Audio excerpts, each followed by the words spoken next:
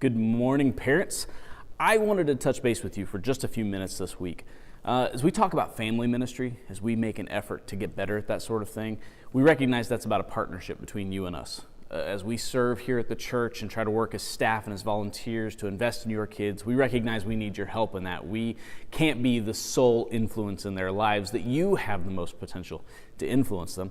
And it's for that reason I feel like it's important for you to be a part of this conversation with them as we talk about the Unhindered series and what that means for them. Because they're not just the future of the church, they're active members and parts of the church now. And we want them to see themselves in that way. We want them to see themselves as important pieces of this Unhindered initiative. And so for that same reason, we've tried to make this fit their lives. We recognize that it's not always safe for them to just walk up to random strangers on the street and start introducing themselves in order to reach out. We recognize that serving in children's ministry is complicated when they're in children's ministry, that their active service in some of those ways may not be ideal. But there are plenty of ways for them to serve, and there are plenty of things for them to be able to do in terms of reaching out. We just have to help them find a way that fits. And obviously the most complicated one is most kids don't have a solid income. And when they do get money, it's birthdays or Christmas, and obviously we want to take that and get the new coolest toy. And so how do we help them recognize how they can give of themselves? How do we build in them these desires to give of what they have, to let go of what they think they deserve? And so for the last several weeks, we've been talking about humility.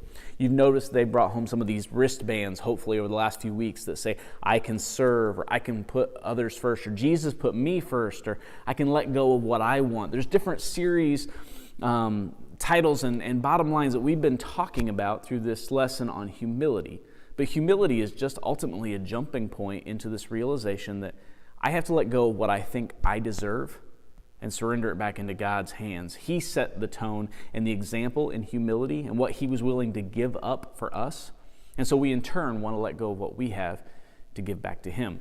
And so we've created this card that's a little different than your commitment card. We've given these out to kids at different times, and so we want you to know what the deal is with this card and how it's really a tool for you.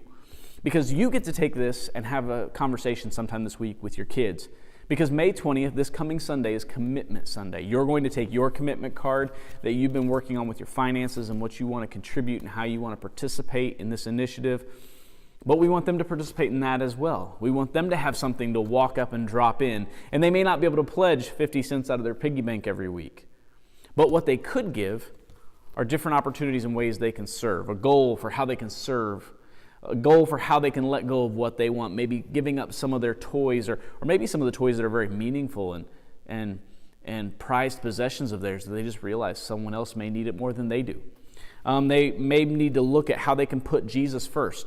What are ways they can make Him a priority in their everyday life, or do what Jesus says, or what are ways we can follow His word and actually live out what He's called us to? And so we gave you this that says 12 goals. Ultimately, there are 4 sections with 3 ideas in each one, but that's just it. They're ideas, okay? And so what we want you to do is have a conversation and get some of these ideas in their head, but then you wrestle together as a family and say, what is it you could actually do? What toy is it that maybe you could give to live it? What is it that you can do around the house or in the neighborhood with our help to serve our community or to serve our church?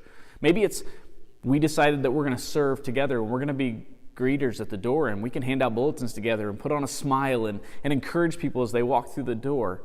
Regardless of what it is you wrestle through as a family, on the back side of this, there's a space for your kid to kind of come up with, we want to encourage you to come up with one idea from each of those 4 areas and say, what are the 4 ways that over the course of this next 2 years in this initiative, as Unhindered unfolds, that we can participate in things we can commit to doing as kids.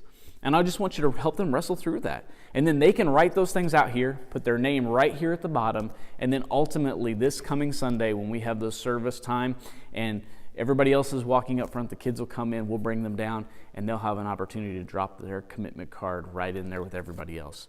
And they all of a sudden feel connected and a part of what the church is doing, what God is doing through Seymour Heights, and more importantly, they're getting a good foundation for what it means to be humble, to serve, to reach out, to be generous with what they've been given from an early age. Because the earlier we can get those ideals to take root in their life, the longer they last.